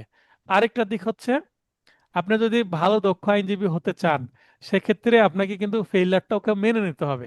যখন আপনি 100% সাকসেস রেট থাকবে, তখন আপনি একেবারে এত ডেসপারেট হয়ে যাবেন, এত মরিয়া হয়ে যাবেন, সেক্ষেত্রে আপনি এই জিতার জন্য যে কোনো অন্যায় পদক্ষেপ হয়তো বা গ্রহণ করতে কুণ্ঠাবোধ করবেন না, যেটা খুব খারাপ জিনিস আইনজীবীর জন্য। এবং মানসিক অস্বস্তিতে ভুগবেন। দীর্ঘ 10 বছর একটা মামলাতে আপনি হারেননি, হঠাৎ একটা মামলা হেরে গেলে আপনার ক্যারিয়ার ঝুঁকিপূর্ণ হয়ে যাবে, বুঝতে জি পেরেছেন? জি। তার জি। মানে শুরু এবং থেকে সেইটা হার জিত দিয়ে হার আসলে জিত, সমালোচনা বেশি হয়। হ্যাঁ, হার জিত মেনে নিয়ে আপনাকে যেতে হবে। আর যে মামলায় আপনি হেরে গেলেন, ইন কেস একটা নিম্ন আদালতে একটা মামলায় আপনার রায় আসলো, হেরে গেলেন, ওই মামলায় যদি আপনি ওই আইনজীবী হিসেবে মক্কেলকে কনভিন্স করে সেটা যদি আপিলে নিয়ে যেতে পারেন, আবার আপনি আপিলেও হেরে গেলেন, সেটা যদি কনভিন্স করে আবার যদি সেটা রিভিশন নিয়ে যেতে পারেন, সিভিলের ক্ষেত্রেও মানে স্টেপ বাই স্টেপ আপার যদি স্টেজে যদি নিয়ে যেতে পারেন, তাহলে আপনার নিশ্চয়ই ইনকাম বাড়লো, তাই না? এবং আপনার দক্ষতা বৃদ্ধি পেলো আপিল এবং রিভিশন শুনানি এবং ফাইলিং বিষয়ে। এটাই মিন করেই হয়তোবা তিনি বলেছেন, কারণ আপনি আইনজীবী মানে হার জিত উভয় আপনাকে মেনে নিতে হবে। ঠিক আছে, এবং হারার পরে যদি আপনি সেই মক্কেলকে ধরে রাখতে পারেন, এটাই সবচেয়ে বড় জিনিয়াস, তাই না? জি স্যার। এই হচ্ছে সেই বিষয়টা। তো আমি সেগুলো চিন্তা করে সন্ধ্যা পর্যন্ত খারাপ লাগছিল, একটু রেস্ট নিলাম, একটু ঘুমালাম, তারপরে কম্পিউটারে বসে কাজ শুরু করলাম। এমসিকিউ ব্যাচের তো অ্যাডমিশন চলছে, কালকে আবার তাদের ক্লাস, সামনের সপ্তাহে এমসিকিউ নোটও দিতে হবে তাদের। এমসিকিউ নোটটা আরো ইনু করছি, যে নোট পড়ে আপনারা পাশ করেছেন আশা করি সেটা তো 90-র কাছাকাছি আপনাদের কমন দিতে সক্ষম হয়েছে। তো নেক্সট এমসিকিউ নোটটা যেটা ফাউন্ডেশন নোট, সেটা আরো চমৎকার করার চেষ্টা করছি, বুঝতে পেরেছেন? কারণ জি জি। আপনাদের এমসিকিউ ফাইনাল টাচ নোটের কাজ করতে গিয়ে আমার তো আরো কিছু অভিজ্ঞতা বেড়েছে। কিসের অভিজ্ঞতা? আপনার উপস্থাপন বিষয় আরো কিভাবে সহজ করা যায় সেই বিষয়, তাই না? জি সবাই সবাই আইন জানেন, যারা গাইড লিখছেন, বই লিখছেন, নোট লিখছেন, সবাই আইন জানেন, কিন্তু যতটা সময় দিয়ে যতটা রিসার্চ করে ওই স্টুডেন্টের জন্যও কিন্তু আমাকে নোটটাকে সুন্দর বা সহজ করতে হয়, যে একটু আইন কম বোঝে বা যার একটু সময় কম আছে। আমার স্টুডেন্টদের মধ্যে অধিকাংশ স্টুডেন্ট কি পেশাজীবী, হ্যাঁ, বিভিন্ন পেশার সাথে জড়িত আছেন, কেউ গৃহিণী আছেন, কেউ পিতা আছেন, হ্যাঁ, কেউ আবার রিটায়ারমেন্টের পরে শেষ বয়সে এসে আইনজীবী হওয়ার লালিত স্বপ্ন পূরণের জন্য আমার সাথে যুক্ত হয়েছেন, তাদের স্বপ্ন আমার কাছে অর্পণ করেছেন। তো এই স্টুডেন্টদের লিমিটেশনস গুলোকে দেখে আমাকে কি করতে হচ্ছে, আমার নোটটাকে আরো সহজ থেকে সহজতর করতে হচ্ছে। তো আমার নোটের যে স্ট্যান্ডার্ড সেটা আমি যদি মেনটেনও করি, তাও যারা মিডিয়াম কোয়ালিটির একটু পড়াশোনা করবেন তারা পাশ করতে পারবেন, কিন্তু শুধু আমি তাদের জন্যই থেমে থাকছি না। যারা আরো সহজ চাচ্ছে, আরো সহজ হবে, আরেকটু সহজ করলে আরো 10 জন স্টুডেন্ট পাশ করবে, এই ধরনেরও আমার ভেতরে কি মেন্টালিটি কাজ করছে, বুঝতে পেরেছেন? জি জি স্যার। আচ্ছা, টিপস। সুলতানপুর সাব রেজিস্ট্রি অফিসে একটি জাল নামপত্তনের কপি জমা দিয়ে একটি জমি রেজিস্ট্রি করাকালে সাব রেজিস্ট্রার নামপত্তন সংক্রান্ত কাগজটি জাল মর্মে বুঝতে পারেন। তাহলে নামপত্তন মানে কি? নামজারি করা মানে মিউটেশন, যেটাকে বলা হয় নাম খারিজ করা, বুঝতে পেরেছেন? নিজ নামে খারিজ করলে কি হয়? একটা ডিসিআর পাওয়া যায়, একটা প্রস্তাবিত খতিয়ান বা মিউটেশন খতিয়ান পাওয়া যায়, এবং খাজনা দেওয়ার পারমিশন পাওয়া যায়, যেটা কর আদায়ের রসিদ পাওয়া যায়, তাই না? জি সাব রেজিস্ট্রার এই ঘটনার প্রেক্ষিতে সিআরপিসির সেকশন 185 সি অনুসারে সংশ্লিষ্ট 95, ম্যাজিস্ট্রেট, সরি, 195 সি। হ্যাঁ, জি 195 সি, মেবি 85 বলেছি, তাই না? জি স্যার। পেনাল কোড এর 471 জালিয়াতি আছে, জালিয়াতির সাজা, ঠিক আছে, সরকারি ডকুমেন্ট জালিয়াতির সাজা 471 ধারায় নালিশি দরখাস্ত দাখিল করলে আদালত, এখানে দুইটা আইন কেন আছে, সিআরপিসির 195 সিতে মামলা আমলে বা মামলা ফাইলিং সংক্রান্ত বিষয়গুলো আছে, ঠিক আছে, সিআর মামলার। আর 471 হচ্ছে পেনাল কোডের অপরাধ করেছে, পানিশেবল অফেন্স, ওকে। জি টি এর বিরুদ্ধে গ্রেপ্তারি পরোয়ানা ইস্যুর আদেশ দেন, ঠিক আছে, মামলা ফাইলিং হলো এবং গ্রেপ্তারি পরোয়ানা ডিরেক্ট দিল কোন কোর্ট? আমলি বা কগনিজেন্স কোর্ট। আপনি টি এর নিযুক্ত আইনজীবী, আসামি পক্ষের আইনজীবী আপনি, তাই না? হিসাবে পূর্বোক্ত ঘটনার উল্লেখিত তথ্য বিশ্লেষণ করে কমপক্ষে 4টি আইনানুগ যুক্তিসহ টি এর জামিনের একটি দরখাস্ত প্রস্তুত করুন। তাহলে গ্রেপ্তারি পরোয়ানা ইস্যু হয়েছে, কিন্তু আসামের কি গ্রেপ্তার হয়েছে? না, গ্রেপ্তার হয়নি। আসামি যেহেতু গ্রেপ্তার হয়নি, তাহলে কি করতে হবে? 495 ধারা মতে স্বেচ্ছায় আত্মসমর্পণ পূর্বক আসামির জামিনের দরখাস্ত মুসাবিদা করতে হবে। এই নোটের 54 পৃষ্ঠার ফরম্যাট 8 অনুসারে মুসাবিদা করতে হবে। ঠিক আছে, আপনারা জি স্যার। সৃজনশীলতা দেখাবেন, করে নেবেন। যদি না পারেন তাহলে তো আমি করে দিবই, তাই না? স্যার মানে একবার কি একটু 55 পৃষ্ঠায় যাওয়ার সুযোগ হবে স্যার, একটু 55 পৃষ্ঠায়? 55 পৃষ্ঠায় যাচ্ছি।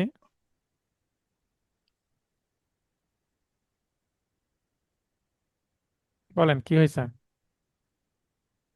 পঞ্চান্ন স্যার পৃষ্ঠা 55 পৃষ্ঠায়, স্যার 55 পৃষ্ঠায় যে আছে আমাদের 10 নম্বর যে মুসাবিদাটা রয়েছে স্যার, এখানে এই যে 4 নম্বর পয়েন্টে, এই 4 নম্বর পয়েন্টে একটু মানে একবার একটু দেখবেন স্যার, এই যে তদন্তকালে 1 নম্বর আসামির দেওয়া তথ্যের ভিত্তিতে, হুম। এটা জাস্ট একবার যদি 1 মিনিট আর একটু বলতেন স্যার। আচ্ছা, মামলার এজাহারে অত্র আসামির নাম নেই। কিছুদিন আগে আমি একটা মামলা পেলাম, এটা আপনাদেরকে বলেওছি, আবার স্মরণ করে দিচ্ছি। আমাদের রাজশাহীতে কোনো সিটি সার্ভিস বাস নাই। রাজশাহী পুরো শহরে কোনো কিন্তু বাস চলে না, বুঝতে পেরেছেন? জি জি মানে বাস চলে হচ্ছে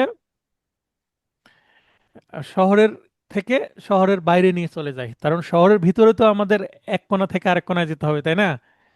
জি যেমন আমি ভদ্রা এলাকায় থাকি, তালাইমারি এলাকার একটু পাশেই, তার মানে আমি শহরের পূর্ব উত্তর কোণেই থাকি, ঠিক আছে, আবাসিক এলাকায়। আমাদের যে ভূমিমন্ত্রী হলেন এমপি মিজানুর রহমান মিনু, যেটা উনি প্রাক্তন আবার মেয়রও ছিলেন, উনার এলাকায় থাকি আমি। তো এই আবাসিক এলাকাটা ওনার হাতেই তৈরি, আগের বিএনপির আমলে। আচ্ছা, এখন আরেক এলাকায় যাওয়ার জন্য আমাদের সিটি সার্ভিস নেই, কি চলে? অটো রিক্সা চলে, ব্যাটারি চালিত, যেটাকে উল্কা বলা হয়। উল্কা চেনেন? জি স্যার, আমাদের এলাকায় ইজি বাইক বলে। জি হ্যাঁ, ইজি বাইক বা থ্রি হুইলার, এটার কিন্তু রিক্সা না, হ্যাঁ। জি এটা 5 বা 6 সিটার। তো সামনে ড্রাইভারের আশপাশে ডানে বামে দুইজন বসে, আর পেছনে আপনার 2 2 4 জন, 6 7 জনের ক্যাপাসিটি। থ্রি হুইলার, সামনে একটা হুইল, পেছনে দুইটা। তো এইটার প্রথমে যে প্রাইস হলো, এখন অনেক বেড়ে গেছে, প্রায় 3 লাখে ঠেকে গেছে। সব চায়না থেকে আসে, এবং জি ব্যাটারির প্রাইস বেশি, এবং পরিবেশ বান্ধব। যদিও ইলেকট্রিসিটি ক্রাইসিস দেখা দেয়, কিন্তু পরিবেশ বান্ধব, ধোঁয়া হয় না, এটা ঠিক। কিন্তু আবার ব্যাটারি রিসাইকেল করতে গিয়ে কিন্তু আবার পানি দূষণ হয়, এটা আবার ভিন্ন জিনিস। তো যাই হোক, আমি সেই দিকে যাচ্ছি না। এই ধরনের অটোরিকশা মাঝে মধ্যেই ছিনতাইয়ের ঘটনা ঘটে, এবং ছিনতাই করতে যে এটা নিশ্চয়ই কি হয়েছে, ডাকাতি হয়েছে। ডাকাতি করে সেই ড্রাইভারকে মেরেই ফেলেছে, মেরেই ফেলে শহরের বাইরে নিয়ে গিয়ে একটা এলাকায় ফেলে রেখে দিয়েছে। আচ্ছা, তাহলে শহর থেকে নিয়ে যে তারা হয়তো বা বলেছে যে আমরা ভাড়া যাব, হ্যাঁ, উঠেছে, উঠে তারা লং একটা জায়গা নিয়ে যাচ্ছে, 10 কিলো বাইরে, রাজশাহী শহর থেকে বাইরে গিয়ে। এটা পাওয়া গেছে গোদাগাড়ি যে উপজেলা বা যে থানা, সেই এলাকায় পাওয়া গেছে। এটা নন মেট্রোতে, যে জেলার মধ্যে, রাজশাহীর মধ্যে পাওয়া গেছে। তো রাজশাহীর গোদাগাড়ি এলাকার পুলিশ এটা অজ্ঞাতনামা একজন লাশ পাওয়া গেছে। এবং একটা কি হয়েছে, ইউডি কেস, মানে আনন্যাচারাল ডেথ আনন্যাচারাল। কেস। হ্যাঁ, তো ইউডি কেস জিআর মামলা হয়েছে, এবং আসামির নাম কোথায় পাবে? আসামি সবাই কি, এজাহারে আসামি সবাই অজ্ঞাতনামা, অজ্ঞাতনামা আসামি। ভিকটিমও কি অজ্ঞাতনামা, বুঝতে পেরেছেন? জি তো জি ভিকটিম জি প্রথমে অজ্ঞাতনামা ছিল, কিন্তু পরে ভিকটিমকে শনাক্ত করা গেছে, এবং ভিকটিমের পরিবারকে খোঁজ দেওয়া গেলে ভিকটিমের বড় ভাই এই মামলার এজাহারকারী হয়েছেন। এবং এজাহারকারী তো বলতে পারে না কোনো আসামির নাম, কি করে বলবে? রাস্তায় যদি এই ধরনের ঘটনা ঘটে, বলা যায়? সে সন্দেহ করতে সেটাই। পারছে না, তাই আসামির নাম পুরোটাই কি হলো, অজ্ঞাতনামা হয়ে গেল। যদি অজ্ঞাতনামা না হয়, তাহলে এজাহারে তো নাম থাকবে না। ইন দ্য জি মিন জি টাইম জি 2 দিন পরে ওই যে অটো রিক্সা এক জায়গায় পাওয়া গেছে, ব্যাটারি আরেক জায়গায় পাওয়া গেছে, যেখানে যেখানে পাওয়া গেছে তাদেরকে আসামি করে অ্যারেস্ট করা হয়েছে, ঠিক আছে। তো ওই মামলায় আচ্ছা একজন প্রথম অ্যারেস্ট হলো, তাকে 1 নম্বর আসামি করা হলো, ঠিক আছে। আসামির নাম মনে পড়ছে আমার, ফারুক, ওমর ফারুক। এখন ওমর ফারুক 1 নম্বর আসামি। তো তদন্তকালে, তো তদন্ত কখন থেকে শুরু হলো? যখন লাশ পাওয়া গেল তখন থেকে তো তদন্ত শুরু হয়েছে। জি জি। সিআরপিসির 154 ধারায় মামলা দায়ের করা যায়, এবং 156 ধারায় ম্যাজিস্ট্রেটের কাছে মামলা এবং আমাদের পাঠানোর আগেই তদন্ত শুরু হয়ে যায়। তার মানে ইনস্ট্যান্টলি লাশ পাওয়ার সঙ্গে সঙ্গে তদন্ত শুরু করে দিয়েছে। প্রথমে শুরু থাল, তারপরে তদন্ত রিপোর্ট, পোস্টমর্টম রিপোর্ট, এগুলো পরে তদন্তের অংশ হিসেবে যুক্ত হবে। সিচুয়েশন বুঝতে পারলেন? জি স্যার, ক্লিয়ার স্যার, আমি মানে এবার বুঝতে পেরেছি। আমি এবার যেটা শেষ করি। যে তদন্তকালে 1 নম্বর আসামির দেওয়া তথ্যের ভিত্তিতে তাকে সিএসভুক্ত আসামি করা হয়েছে। কাকে? মনে করেন আমি যে আসামির জন্য, তার নাম সুজন। এখন সুজনের কাছে ব্যাটারি পাওয়া গেছে, সুজন চোরাই মালের ব্যাটারির কারবার করে, বুঝতে পেরেছেন? জি, তার মানে তার এই যে এই ধরনের চোরাইকৃত ব্যাটারি সে কম দামে কিনে এবং আবার বিক্রয় করে মার্কেটে, এটা হচ্ছে তার ব্যবসা। তো ওমর ফারুক বলল যে ব্যাটারি কোথায়? ওমর ফারুক বলল ব্যাটারি সুজনের কাছে বিক্রয় করছি। সুজন আমাদেরকে পোষে, তার মানে সুজন কি করে? টাকা দেয়। এবং সুজন টাকা দিয়ে এই ঘটনাগুলো ঘটায়। এবং এই যে লাভ হয়, সুজনের লাভ হয়, কারণ চুরি যত হবে তত মালপত্র আসবে, চোরাই মালে তার ব্যবসা কারবার হবে, বুঝতে ভালো হবে। বুঝতে পেরেছেন? তার মানে অনেক জি, সময় অ্যাডভান্স টাকা দিয়ে দেয় এই চোরদেরকে, এই ডাকাতদেরকে। ক্লিয়ার হলো? কোথায়? 164 ধারা জবানবন্দি এই ধরনের বক্তব্য বলছে কে? 1 নম্বর আসামি। এরপরে এজাহারে নাম নাই, কিন্তু আসামি তো অ্যারেস্ট করবে কিসের ভিত্তিতে? 1 নম্বর আসামি যার যার নাম করবে তাকে তাকেই ধরবে। কারণ অত্র আসামির বিরুদ্ধে অন্য কোনো পারিপার্শ্বিক প্রমাণ পাওয়া যায়নি। এখন এই যে আমি আসামি ক ক এর জন্য যে জামিনের প্রার্থনা করছি অব্যাহতির, ঠিক আছে, অব্যাহতি প্রার্থনা করছি, এখানে বলছি যে শুধু আসামির মুখের কথাতে আমার আসামিকে 1 নম্বর আসামির মুখের কথাতে দেওয়া তথ্যের ভিত্তিতে আমার আসামিকে আসামি করা হয়েছে মামলায়। সেক্ষেত্রে আমার আসামির বিরুদ্ধে অন্য কোনো পারিপার্শ্বিক সাক্ষ্য পাওয়া যায়নি, তার মানে তার কাছে কোনো আলামত পাওয়া যায়নি বা তার কাছে অন্য কোনো কিছু পাওয়া যায়নি। ক্লিয়ার হলো বিষয়টা? জি স্যার, জি, তার মানে আসামি তো মিথ্যা বলতে পারে, মিথ্যাভাবে জড়াতে পারে, তাই না? তাই অব্যাহতি জি, চাচ্ছি। ক্লিয়ার? আমরা কত পৃষ্ঠায় ছিলাম বলেন? জি স্যার। আমরা কত পৃষ্ঠায় ছিলাম? স্যার আমরা ছিলাম 73 পৃষ্ঠায় স্যার।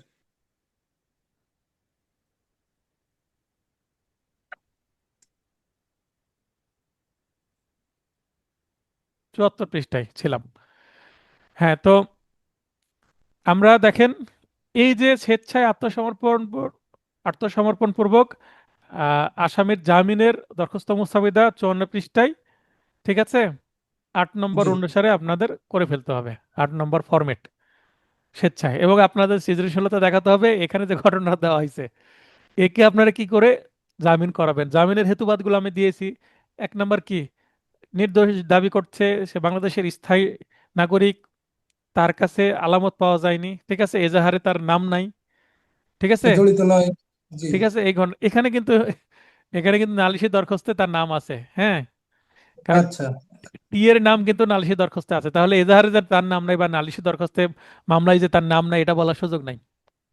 আচ্ছা, তিনি একমাত্র উপার্জনক্ষম ব্যক্তি, এগুলো আসবে। এগুলো বলা যাবে, ঠিক আছে। জি, স্যার। তো আপনারা কি কি সৃজনশীলতা দেখাচ্ছেন সেটা দেখি, এটার উপর নির্ভর করবে আপনাদের ভবিষ্যৎ ওকালতি কেমন হবে। আমি সৃজনশীলতা আচ্ছা, নষ্ট করতে চাই না আপনাদের। এবং এই সৃজনশীলতায় আপনার প্রশ্ন যদি আনকমন আসে আপনাকে বাঁচাবে। পরীক্ষার হলে তো আর স্যারকে পাবেন না যে স্যার এটা কি হবে। কিন্তু এই যে জি আপনার স্যার। নলেজ, যে আমি যে কাজটা করে রেখেছি এখানে উত্তরটা লিখে দেইনি, যেহেতু ফরম্যাট দিয়েছি, ফরম্যাটের উপরে আপনি কি করেন, আপনার উত্তরটা রেডি করেন, সেক্ষেত্রে আমি মূল্যায়ন করে দেব, ঠিক আছে। এটাই পারফেক্ট। আপনাকে শেখাচ্ছি, আমি আপনাকে পড়াচ্ছি না, আপনাকে শেখাচ্ছি, আপনাকে ট্রেনিং দিচ্ছি কিভাবে ভালো অ্যাডভোকেট হবেন, কিভাবে পিটিশন লিখবেন। তারপরে তো যখন আমি সলিউশন ক্লাস করাবো তখন বুঝতে পারবেন।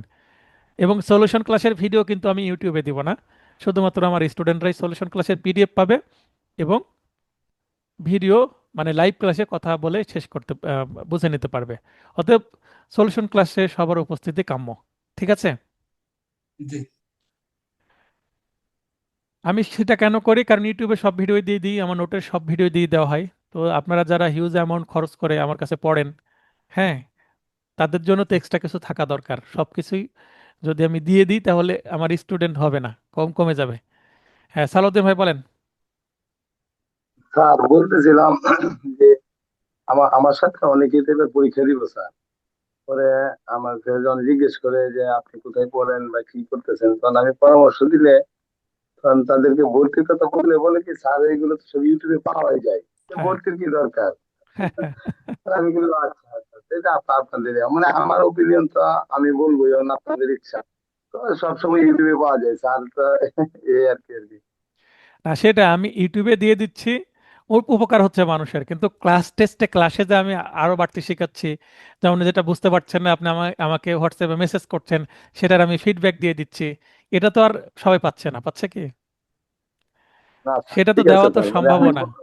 তারপর ক্লাস টেস্টের প্রশ্নগুলো আপনি পাচ্ছেন, আমার ক্লাস টেস্টের প্রশ্ন থেকে তো বেশি কমন আসে, আসে না? স্যার আমরা তো স্টুডেন্ট হিসেবে তো চাইভাবে যে আমাদের পরিবারটা লোক বাড়ুক, চেষ্টা করতে চাই না যে আরো লোক না হোক। সেটাই। এই জন্য না না, এখানে আপনার কথা বলি, আপনি যেমন আগের বার ভর্তি হননি, আপনার বড় ভাই ভর্তি হয়ে, আপনার বড় ভাই তো উনি, তাই না? বড় ভাই, আপনার বড় আমার ভাই বড় ভাই। কিন্তু আপনার কাছে, আমার কাছে গতবার ভর্তি হয়ে তিনি পাশ করে গেছেন। আপনি গতবার আমার কাছে ভর্তি না হয়ে কিছুটা হলে তো নিজের নিজের ভিতরে আফসোস আছে, তাই না? অনেক আফসোস স্যার, আমি এবং এখন এবার মনে হচ্ছে যে এটা গতবার ভর্তি হলে আপনি গতবারই পাশ করে যেতেন, তাই না? জি স্যার, অবশ্যই এখানে এরকমই শুধু মনে। ভিডিও দেখেও হবে না। কি কারণে? আপনি ভিডিও দেখবেন, হ্যাঁ দেখে নিবনি করে ভিডিও অনেক সময় অনেকে ডাউনলোড করেও রেখে দিচ্ছেন, বা পরে দেখে নিবনি। আবার ইউটিউবে তো ভিডিও সিরিয়ালে তারা নাও পেতে পারে, র্যান্ডমই আসছে, কিন্তু আমি তো গ্রুপের সিরিয়ালে ভিডিওগুলো দিয়ে দিচ্ছি এক।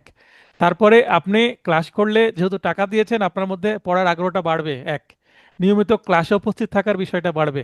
আর যারা ভিডিও শুধু ইউটিউবে দেখবেন, তারা কখন দেখবেন তার একটা সময় থাকবে না, তাই না? আর আমি তদারকি করি কে দেখছে কি করছে, এগুলো সুযোগ থাকে না। তো ক্লাসে ভর্তি হয়ে যে সুবিধাটা নেওয়া, কোচিংটা নেওয়া, কারণ আপনার সময়টাকে আমি যথেষ্টভাবে ইউজ করার একটা ব্যবস্থা করে দিই। আর যারা শুধু ইউটিউবে দেখবেন, তারা ইউটিউবে ভিডিও দেখতে দেখতে মাঝখানে আরেকটা কি, অন্যান্য একটা রিলসও চলে আসতে পারে, সেই ভিডিও দেখতে পারেন, তাই না? জি আবার তারপরে আসলে আমি ক্লাসে দীর্ঘ 2.5 থেকে 3 ঘন্টা রাখি, আপনাদের ক্লাসে স্টাডি হয়ে যায় না? স্যার অনেক অনেকটাই তো স্টাডি হয়ে যায় স্যার। আবার আমি ভিডিও যখন এডিট করে অনেক কিছু আমি বাদ দিয়ে দিই না, ভিডিও জি বড় হয়ে স্যার, যায় তাই, অনেক। যেটা ইউটিউবে তো পাওয়া জি সম্ভব স্যার। না সবকিছু। তো ক্লাসের মজা ক্লাসে আছে, লাইভ ক্লাসে আছে, পড়ার সময়ের কাজ সময় হয়ে যায় ক্লাসে, ইউটিউবে ভিডিওর আশায় থাকা দরকার হয় না। সালমা আপু বলেন। স্যার আমি কিন্তু আপনার ইউটিউবে ভিডিও দেখে এমসিকিউ পাস করছি, এরপরে আলহামদুলিল্লাহ। আপনার কাছে ভর্তি। এই যে এটাও কিন্তু একটা লাভ যে আমি ভিডিও দিই বলেই কিন্তু আমি আবার কি পাচ্ছি, স্টুডেন্ট পাচ্ছি রিটেনের জন্য। না পাই দোয়া তো পাবো মানুষের নাকি? জি স্যার। হ্যাঁ, নীলাপু আমি বলেন। স্যার স্যার আমিও সেম, আমি আপনার ইউটিউবে ভিডিও দেখে স্যার আমি হচ্ছে মানে এমসিকিউতে অনেক অনেক হেল্প হয়েছে স্যার, আলহামদুলিল্লাহ। আচ্ছা, ধন্যবাদ। তো Yes, এখানে sir. দেখেন, অনেকের কোচিং সেন্টার আছে, তারা, আমার কিন্তু ইউটিউবে কমেন্ট সেকশনে অনেক পজিটিভ কমেন্ট আসে, নেগেটিভ কমেন্ট খুব কম। আমার হোয়াটসঅ্যাপে কিন্তু অনেক মেসেজ আসে পজিটিভ, আমি চাইলে সেগুলো ইউজ করে অ্যাড তৈরি করতে পারি, কিন্তু আমি এখনো সেগুলোতে যেতে যাচ্ছি না। অনেকে কিন্তু দুই একটা ভালো কমেন্ট আসলে সেগুলো ফেসবুকে দিয়ে ছড়াই দেয়, যে হ্যাঁ আমি কত বড় কোচিং সেন্টারের পড়ানোর মালিক হয়ে গেছি, তাই না? তো আমি এখনো নিজের ঢোল নিজে পিটানো শুরু করিনি। আপনারাই আমার প্রচার করবেন, এটা আমার বিশ্বাস। কারণ আমার মাধ্যমে যিনি অ্যাডভোকেট হবেন, তাকে তো জিজ্ঞাসা করবে যে তুমি কোথায় পড়ে পাশ করেছো বলো। তখন তিনি তার বন্ধুর কাছে সেটা প্রকাশ করবেন, তখন আমার স্টুডেন্ট হবে। আর আমার আহামরি যে আমার শত শত স্টুডেন্ট দরকার তা না, হাজার হাজার স্টুডেন্ট দরকার তা না। যখন আমি কোচিং সেন্টার করব অফলাইনে, তখন আমাকে চেষ্টা করতে হবে, আমার আন্ডারে যদি 10-20 জন লোক কাজ করে, তাদেরকে আমাকে বেতন দিতে হবে। এখন তো বেতন দেওয়ার টেনশন আমার ভেতর নাই, তাই না? যেটা আসে সেটাই জি বোনাস। স্যার। তারপরে ইউটিউবে ভিডিওতেও আমার কিন্তু আর্নিং হয়। হ্যাঁ হ্যাঁ, আরেকজন হাত উত্তোলন করেছিলেন, কথা বলেন। হ্যাঁ, Oppo A16। আসসালামু আলাইকুম স্যার। ওয়ালাইকুম আসসালাম, বলেন।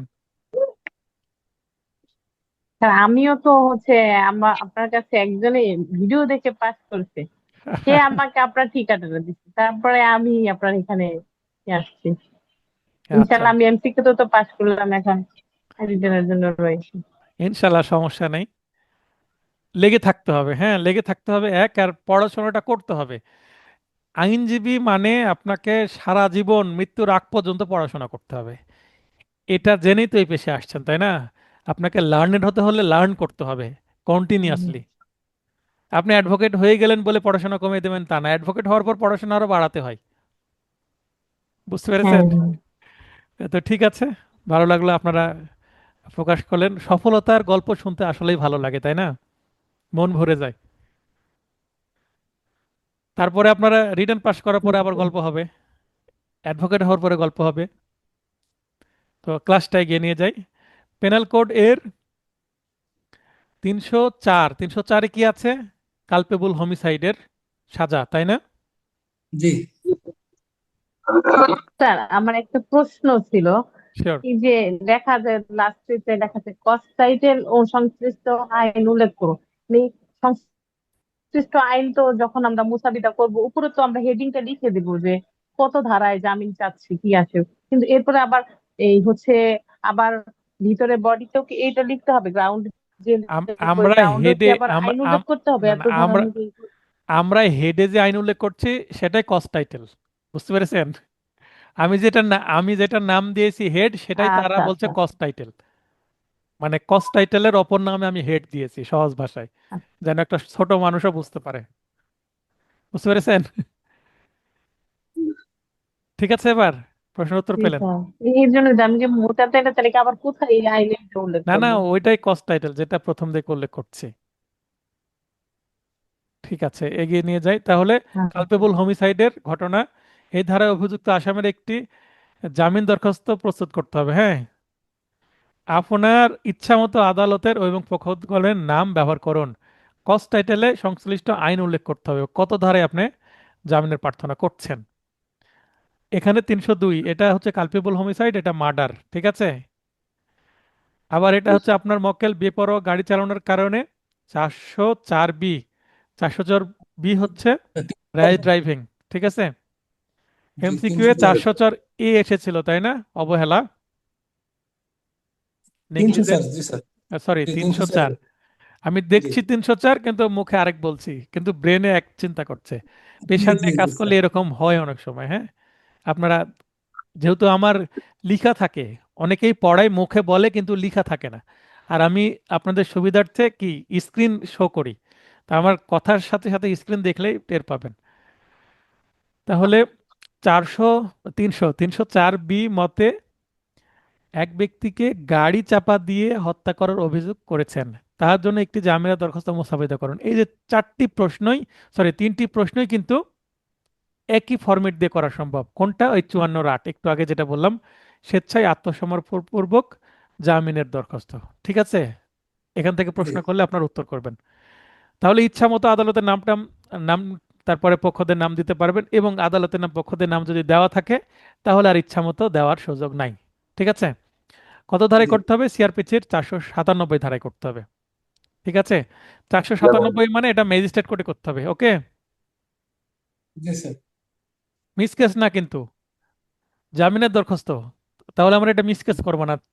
মিস কেস হলে 498, সেটা আবার দায়রা জজে হয়ে যাবে। ওকে, জি এরপরে জামিনের দরখাস্ত দাখিল সংক্রান্ত আইনের বিধানাবলী উল্লেখ করুন। 326 পেনাল কোডে 326 ধারার অপরাধে গ্রেপ্তারকৃত আসামিদের গ্রেপ্তার হয়ে গেছে, তার মানে এবার আর স্যারেন্ডার দেওয়ার সুযোগ নেই, হাজতে আসামি। ওকে, জি জামিনের দরখাস্ত সম্প্রতি ঢাকার চিফ মেট্রোপলিটন ম্যাজিস্ট্রেট নাকচ করেন, তার মানে এবার ম্যাজিস্ট্রেট কোর্ট নাকচ করেছে, মানে নামঞ্জুর বা রিজেক্ট করেছে, অগ্রাহ্য করেছে। তার জামিনের জন্য উপযুক্ত আদালতে দায়েরের নিমিত্তে একটি দরখাস্ত মোসাদ্দেক করুন। এবার দায়রা জজে যেতে হবে আপনাকে, কি মহানগর দায়রা জজ। মহানগর দায়রা জজ ঢাকাতে যেতে হবে কি মিস কেস করে। ওকে, তাহলে আচ্ছা 497 ধারায় ম্যাজিস্ট্রেট জামিনের আবেদন খারিজ করায় দায়রা আদালতের নিকট দায়ের নিমিত্তে একই আইনের 498 ধারা মোতাবেক একটি জামিনের আবেদন করা প্রয়োজন। আচ্ছা, উপরেরটা আবার নিচেরটা মাঝখানে একটা স্ল্যাশ চিহ্ন দেওয়া আছে, তার মানে এটা অথবা, তাই না? জি নিচেরটা যদি প্রশ্ন আসে আপনাদের জন্য সহজ, কারণ ধারা উল্লেখ করে দিচ্ছে, কস্ট টাইটেলে কি লিখবো বোঝাই যাচ্ছে, কিন্তু উপরেরটাতে কিন্তু কস্ট টাইটেল উল্লেখ করেনি, তাই না? তার জি মানে স্যার, উপরে আমি আদালতে দিইনি, কনস্টাইটেলও দিই না, নিচে আদালতের নাম এবং ধারা দুইটাই দিয়ে দিয়েছে। উপরে আদালতের নাম দিয়েছে ম্যাজিস্ট্রেট কোর্টের, আর নিচে কিন্তু আবার ম্যাজিস্ট্রেট আদালতের নাম দিইনি। ম্যাজিস্ট্রেট কোর্ট বলে দিচ্ছে, আপনি কোন কোর্ট যেটা সেটা বলে লিখেছেন, দিচ্ছে, কোন কোর্টে আবার মিসকাস করবো সেটা বলে দিচ্ছে, তার মানে নিচে তথ্য বেশি আছে, সুবিধা। জি সেটাই বলছি। জি আসামি জি পেনাল কোডের 395 ধারা মোতাবেক অভিযুক্ত, তার মানে এটা কি রবারি নাকি? আচ্ছা জি স্যার রবারি, 200টা। রবারি না, ডাকাতি, ডাকাতি, এটা 395। তাহলে ডাকাতির সাজা, মানে ডাকাতির জন্য অভিযুক্ত। সহজ ও সংক্ষিপ্ত একটি কাল্পনিক ঘটনার বিবরণ দিয়ে জামিনের দরখাস্ত মোসাবিদা করেন, তার মানে ঘটনা আপনাকে বানাতে হবে। আর এই ধরনের ঘটনা বানানো কোথায় থেকে পাবো? আমার এমসিকিউ ফাউন্ডেশন নোটের কোথায় আছে?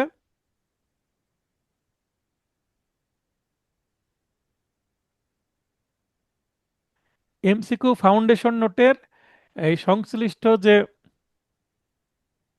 ডাকাতি সংক্রান্ত যে উদাহরণগুলো আছে, আছে না? এই চ্যাপ্টারগুলো আছে স্যার, ওই অধ্যায়ে আছে স্যার, আপনার প্রত্যেকটা প্রবলেমেটিক দেওয়া আছে তো স্যার, প্রত্যেকটা ঠিক আছে, অধ্যায়ের সাথে সাথেই। ইভেন জি আমার এই নোটে প্রবলেমেটিক প্রশ্ন আছে না ডাকাতি সংক্রান্ত, সেখান জি থেকে ঘটনাগুলো আপনারা কি নিতে পারেন, আইডিয়া নিতে পারেন, নিয়ে নিজে আবার ঘটনা তৈরি করেন। আমি আপনার সৃজনশীলতা ক্লাস টেস্টে দেখতে চাই। যে যত সৃজনশীলতা দেখাবে সে তত শিখতে পারবে, ভুল হোক আমি সংশোধন করে দিব। ভুল থেকে বেশি শেখা যায়, তাই না? জি স্যার। ওই কারণে ওই যে সিনিয়র একজন অ্যাডভোকেট তার সন্তানকে বলছে, তুমি যেহেতু ভুল করছো না, তুমি শিখতে পারছো না, কারণ ভুল বেশি করলে বেশি শেখা যায়, তাই না? জি 6 নং প্রশ্নের উত্তর। হ্যাঁ, তাহলে 98 ধারা মতে দায়রা আদালতে ফৌজদারি মিসকেস বা বিবিধ মামলা দায়ের পূর্ব আসামির জামিনের দরখাস্ত মুসাবিদা করতে হবে। এই নোটের 54 পৃষ্ঠায় ফরম্যাট 9 অনুসারে মুসাবিদা করতে হবে। আমার 25 সালের যে ফাইনাল টাচ নোটে সেটা ছিল না, এবারে আমি যুক্ত করেছি, ঠিক আছে? জি ওকে, তাহলে মিসকেস আপনি ফরম্যাটও পেয়ে যাচ্ছেন, সে অনুসারে করে ফেলবেন, পারা যাবে। জি স্যার, চেষ্টা করবো স্যার। আর না পারলে তো আমি আছি, কেউ যদি বলেন আমি পারছি না স্যার, সেক্ষেত্রে পরীক্ষার খাতায় না পারলে তখন আমি হেল্প করব, ঠিক আছে? শুধুমাত্র জি যদি ফরম্যাটও লিখে দিয়ে আসেন তাও তো অর্ধেক নম্বর পাবেন, ফরম্যাট তো আছেই 54 পৃষ্ঠায়। হ্যাঁ আপু, বলেন কি বলবেন? স্বপ্ন আপু। বলছি মাঝখানে তো না পারলেও উপরের 2-4 লাইন তো পারবো। হ্যাঁ, মাথা তো আঁকাতে পারবো, বডি আর পা আঁকাতে না পারলেও, তাই না? সেটাই। ঠিক আছে।